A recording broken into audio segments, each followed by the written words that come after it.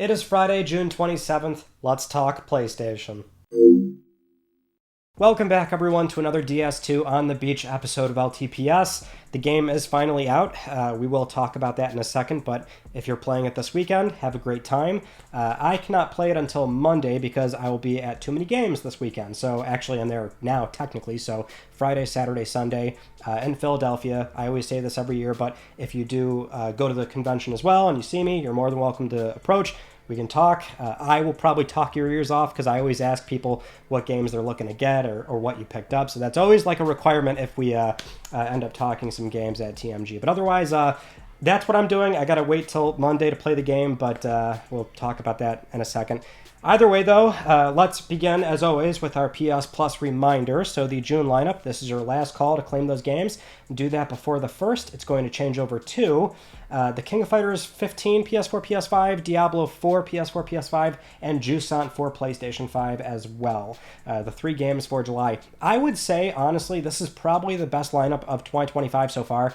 You've just got a nice varied lineup of different genres. You've got the Don't Nod puzzle platforming style game, very boutique looking. It just, that game always really appealed to me. I like having that sort of fit the bill next to more established games like a fighter. So you got King of Fighters there, and then Diablo 4. I mean, you could pour hundreds of hours into that game, even though it is a bit contentious with the community as far as, you know, the quality of that game and how they tried to do the long-term roadmap for it and things like that. But otherwise, I mean, it's still, you've got great games on offer here compared to what we've seen so far in 2025. I mean, I think most of the lineups so far have been more, in my view, miss than hit. So July, I think, looks pretty strong. Anyway, moving on to our first news story, we have a new firmware update for the PlayStation Portal, version 5.1.0, and it is kind of a nothing update, so the only 2 lines on there are improving system software performance and stability, and improving the messages and usability on some screens, which, as we've seen prior, sometimes they will still fix or address certain things, or do stealth updates that they don't actually put on the changelog. In this case, it would appear as though there is no major changes. So there's nothing really to report here, especially with the cloud streaming beta, which is still kind of just in beta, not really much is going on there. Next up, let's just move on to Death Stranding 2 on the Beach because the game is finally available, and we did see the reviews drop on Monday, so sure enough, it did review exceptionally well. It's got a 90 on Metacritic at the time of filming across 109 different reviews. OpenCritic, it's a 90. It's got 96% for critics recommended, and there is a lot of bullet points that seem to crop up amongst all the different reviews. Now, I've read a little bit, not too much, because at this point I've kind of already submitted to the idea of being on media blackout since the game is now out. But, you know, there's many things that you do tend to hear about with the game, and so whether it's the insane load times, the absolutely outstanding looking graphics, and the industry-leading Decima engine really sort of propping this game up as a sort of true PlayStation 5 only experience right now, that sort of experience where, you know, it sort of validates what feels like a generation that's taken a long time to really find its footing. The writing pops up a lot because that's, you know, typical Kojima, or the evolution of action on top of what used to be this very reductive comment of, oh, it's just a walking simulator. There's a lot out there as far as Death Stranding 2 content, but I can't really add much to that until I have my time with the game personally. So we'll probably talk more about it by LTPS next week, and that's where we'll probably have more to say. But for now, the reviews have been very good, and chances are you're probably already playing the game, or at the very least looking into the experience. Moving on to some other PlayStation Studio news, beginning with Naughty Dog's Intergalactic: The Heretic Prophet, where some fans over on Reddit noticed a former Naughty Dog designer's LinkedIn, where on their LinkedIn they list this specific thing that they worked on for Intergalactic, where it says they worked on RPG progression systems for the game. Now that on its own, I would always caution, is a very broad way to describe an element of a game, in the sense that, like, you could easily sort of use that same terminology for even The Last of Us as an example, right? Because it still has an inkling of that from the gun upgrades or the pill bottles that then let you augment certain things for Joel and Ellie. So, I mean, I would caution the speculation just a little bit, although I still would humor it more so in the sense that the one tip we have, or rather the one hint we have from Naughty Dog about this game, is that it is the most gameplay-focused title that they've ever worked on. not to pull away from a narrative that they are also spending a lot of time doing. That's still their sort of bread and butter. But, I would still think that, yes, this is going to be maybe a lot more open, like a FromSoft game, which we've heard about as well. And that would sort of lean heavier into RPG progression systems where perhaps you can augment Jordan in such a way that is far beyond what we saw in Last of Us games, right? So it's exciting to think about. I want to see more of the game, and I'm hoping that maybe by the end of this year, maybe the TGAs, and that seems to be a running theme with Naughty Dog announcements and Jeff Keighley events, maybe we will see that gameplay. Next up, the multiplayer game for PS5 and PC that PlayStation is publishing and you completely forgot about probably is Midnight Murder Club, and that game now has a confirmed release date of August 14th. It was in early access for a little bit and didn't really do all that well. I think the peak player count was like not even 200 something players. So in the meantime, they are going to be adding a PvE mode when the game launches, which it probably will need, and it will cost $19.99 USD. It is a multiplayer game where you're meant to be in this big dark mansion and you can like fire a gun and that gives off your position, or you can use a flashlight. Like, the idea works, it makes sense. It's from the same studio of Knockout City, Valen Studios, which there are a lot of people that still like die hard love that game. So it's not like they can't make a fun experience, but it's also just really, really, really tough nowadays to find an audience. For every Midnight Murder Club that comes out, or let's say 20 of those games come out, every so often a rematch comes out, and that's doing extremely well. So, not sure if this particular bet is going to pay off for Sony, but the game is coming out in August. Moving on to Concord, where this game, of course, is going down in PlayStation history as a massive failure, a huge blunder on Sony's part, and obviously that's kind of where most people will sort of look at it and stop there. But the game is like lost media at this point, right? Like, even if you have it downloaded or stored locally, if you have a disc, doesn't matter, you can't log in, there's no content to play at all. So there was a very small snapshot of this game out there, and now it's you can't play it anymore. So just for the sheer preservation fact, eventually we might see something happen, and turns out that did not take long at all, because this past weekend, somebody uploaded a build of the game online called the FW Chaos build, and looks like it's dated from November 14th, 2023, so about 9 months before the official launch in August 2024, but it does appear to be genuine. Now, you can't do much with it, but you can look at menus and the free gunners, so there's still no content to actually play. But this is one of those things where, because the game was such a big failure and there were so many eyes on it for just that thing alone, it's still interesting, no matter what you think of it, right? So to have it be lost media, it sucks. Which means eventually somebody will be brave enough, the right person, the right people that might have access to that kind of content, might eventually put something online to where people can mess around with the game. Although it seems like it was, as far as I understand it, like completely designed around that server. So I'm not sure when we could expect an offline client to be put out there. But, modders, the community, again, the right person has to come around, and if they have access to that stuff, put it online. I think eventually we will get there, and that will be really cool to at some point have like an offline client of the game, because again, as much as people want to laugh at it, it's still like, it's a part of PlayStation history, and I think it should be preserved, even though, well, here's the thing, it's preserved at Sony, but in the hands of outsiders, not so much. So I would like for that day to eventually come. Moving on to some PlayStation Plus news, we have a lot going on here because at the end of this month, it's going to be the 10th anniversary for PS Plus ever since it launched on PS3 in 2010.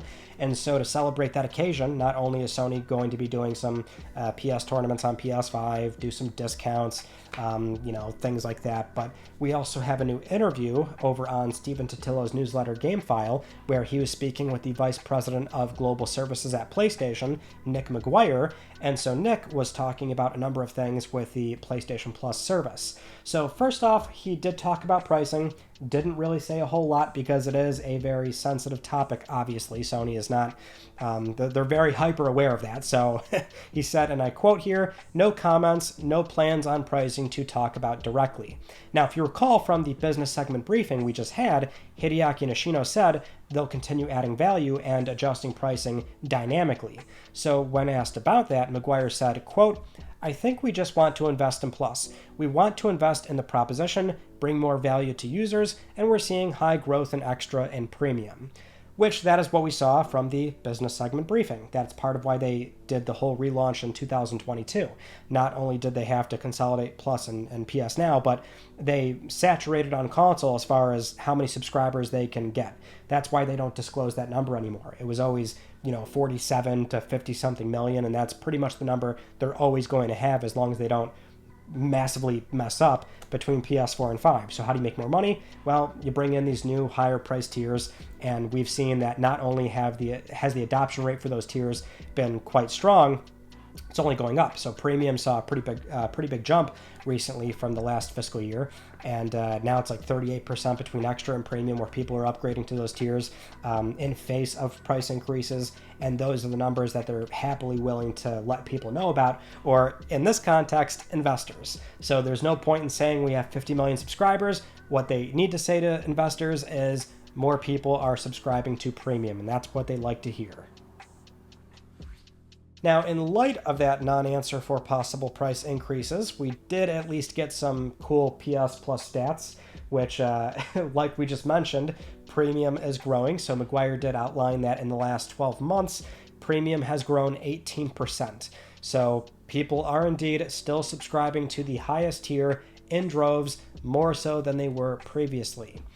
We also heard that they've reached 2 billion hours of game time in the last year across both first and third-party games, and 81% of Plus subscribers own a PS5, and that's up from 70% last year, which would track with more people buying PS5s, obviously. But more interesting is the top 10 most played Plus games from April to May of this year based on hours. So number 1 is Dead by Daylight, but going down the list, you've got Tsushima, God of War Ragnarok, GTA 5, Hogwarts Legacy, The Last of Us Part 1, Spider-Man Miles Morales, Star Wars Jedi Survivor, Rainbow Six Siege, and UFC 5. So Dead by Daylight, not a surprise at number 1, because that is a game where, like, hardcore people that love playing that game, they will invest hundreds of hours into that game. I have seen profile screenshots where that's the number 1 game people play, and it's in like the thousands of hours. So I can't say I'm really shocked to see that.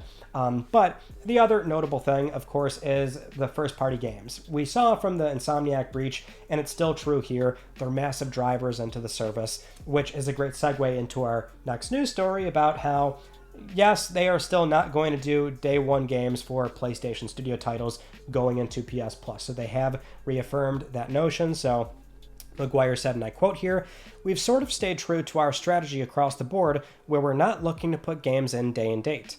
Our strategy of finding 4 or 5 independent day and date titles and using that to complement our strategy of bringing games in when they're 12, 18 months old or older, that balance for us is working really well across the platform." Now, Maguire also said that 4 to 5 day one games is not set in stone, as in if there's 6 or 7 opportunities, then they'll go ahead and do that, which that makes sense. I mean, it does seem like they're in that 4 to 5 neighborhood. I'm not sure if that's the same every year, but it does seem like they've been kind of close to that, which is still welcomed. Like, the day one titles they do, it seems like a lot of them are really strong titles. Well, generally speaking. I know some have not landed all that well, like FBC Firebreak, which just came out, and the player count for that is not exactly encouraging. But I digress. What I will say is, like, this comes as a shock to nobody for, big budget PlayStation Studio games. Sony has looked at it internally. They always look at these things, but they keep coming to that conclusion of, yeah, Chief, that one is not for us. And I mean, really, is it a surprise when we also consider just how much the conversation is around the sustainability of these big AAA games? Even when you're selling them a la carte at $70 USD, that is still an issue for how long it takes to make these games and the ballooning budgets for them too. So yeah, not only are they not going into subscription, but even a la carte sales. Like something sort of needs to give here as far as making them really work out, and hopefully having them come out sooner too, which is also its own issue, really.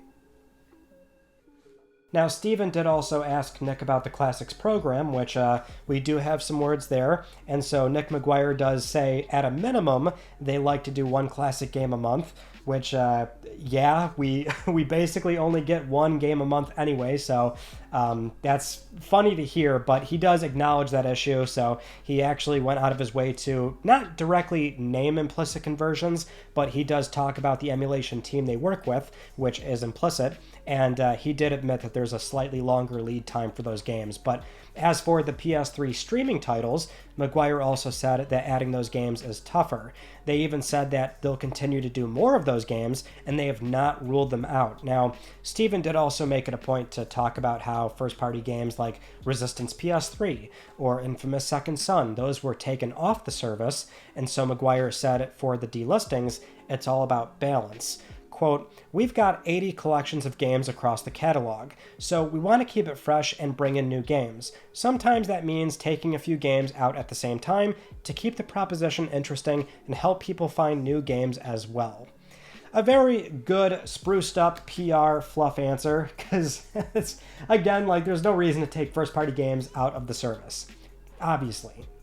It's that sort of streaming catalog mentality of take things out just to rotate them right back in.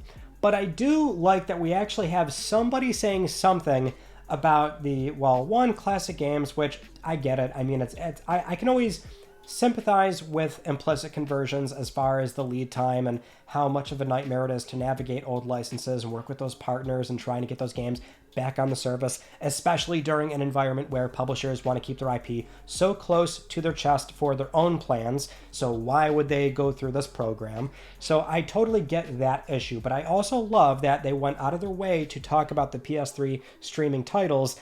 And I mean, I am just shocked that they're still, like, in the here and now, 2025, committing to this idea that, yes, we will still do them, we're not done.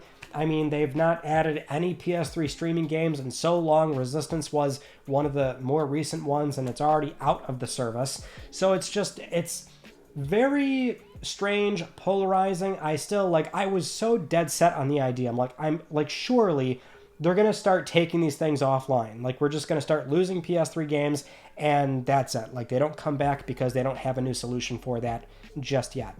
But maybe that's, like, part of it, right? Is a matter of implicit exploring PS3 emulation, and whenever they eventually have something that works, if they're maybe they are partnering directly with Sony engineers and trying to get an emulation layer going, whatever the case may be, that's all speculation, but perhaps they will not take those server blades offline until there is something they can transition those games to, and have the catalog sort of recycle in a way where a streaming title leaves, but a local playback one comes in. Right? I would love to think that is what's going on. I'm not sure if it is, but at the very least, we do have some words on these topics which aren't the most encouraging, but hey, I like having something said on these issues rather than nothing. Moving on to a very cautionary news story where every so often something will gain a lot of traction, maybe even blow up. This is not there just yet, but, people will send this story in, and now it's like, oh, why aren't you talking about this? So we'll acknowledge it, which is this recent listing on IMDB for Little Big Planet 4 and also Little Big Planet Remastered. So they popped up where Remastered is its own listing. It has a description, and then 4, I think, shows up on the upcoming projects for Stephen Fry, the famous narrator who also voices in these games. And so that's the news, right? People saw this, got a little stir crazy, but the issue is IMDb is not a great source for, possible leaks. It does happen. I think it's happened in games, more so in TV and film. It's commonplace there, so don't get me wrong, people do surf through IMDb and try to find things like this, but IMDb very much is the kind of site where it's like a Wikipedia. You can edit articles, you can make projects up.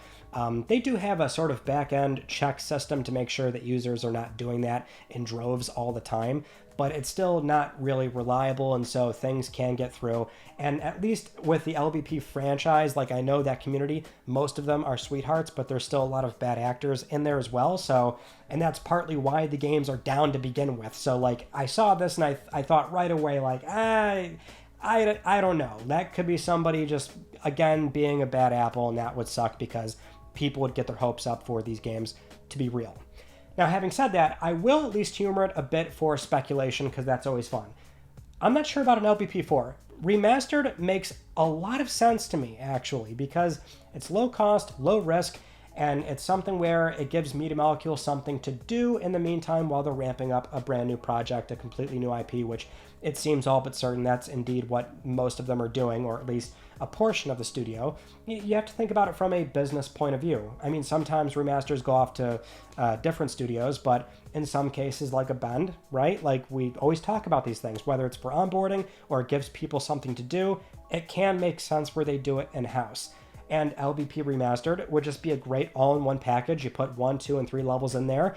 We know Sony is still storing community levels as well, and this franchise, and this game rather, does need to be exposed to a new audience on PS5 and PC, and that is the play. I don't think you do an LBP4 and go all in on a true sequel, because this pains me to say as an LBP fan, but you know I always have this take as far as like what I feel. It's subjective, sure, but I try to be objective. I don't think LBP4 would really work in today's climate as far as like the kind of gameplay experiences audiences want nowadays. I feel that way about SOCOM as well, right? Like, why hasn't Sony gone back and done a SOCOM? Well, because I think they have plenty of research and market data to suggest that a game like that would not really thrive in the kind of twitchy, fast-paced shooters that we have nowadays.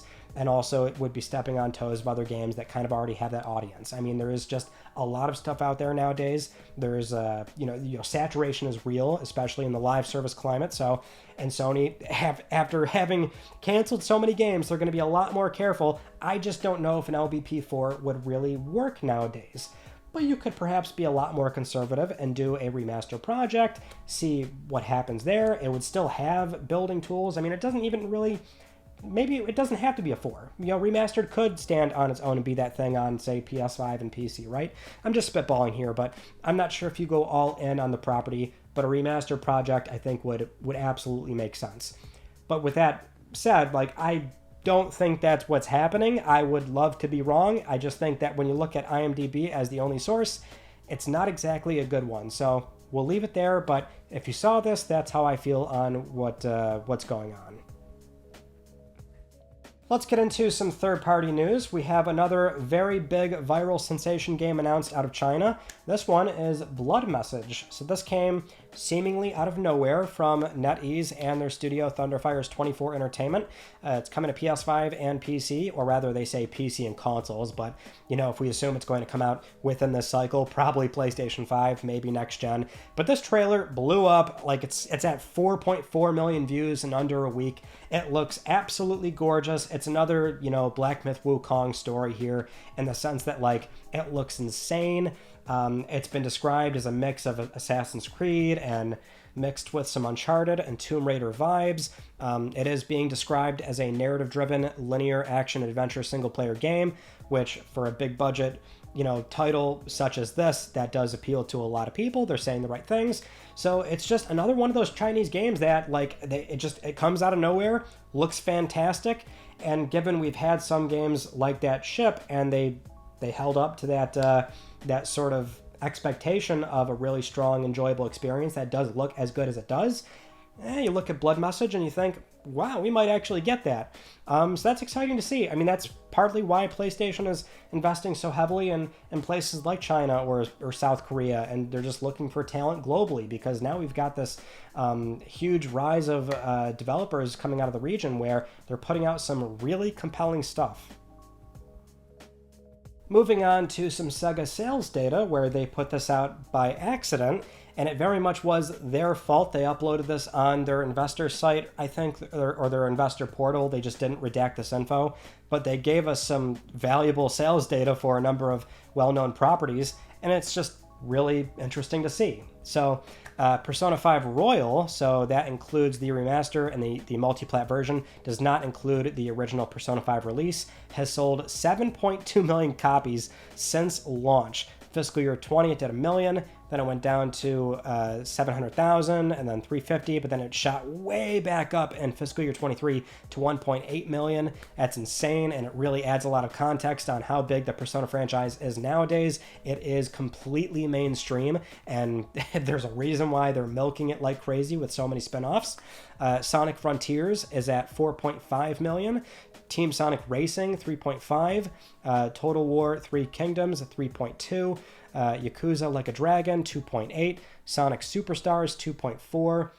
Warhammer is at 2.3. Then Shin Megami Tensei 5, 2.1. Persona 3 Reload is at 2 million so far. I imagine that will definitely climb like Persona 5. And then Like a Dragon Infinite Wealth is only at 1.6, which I think is a bit surprising. And The Man Who Erased His Name is less than 1 million, just shy of 1 million.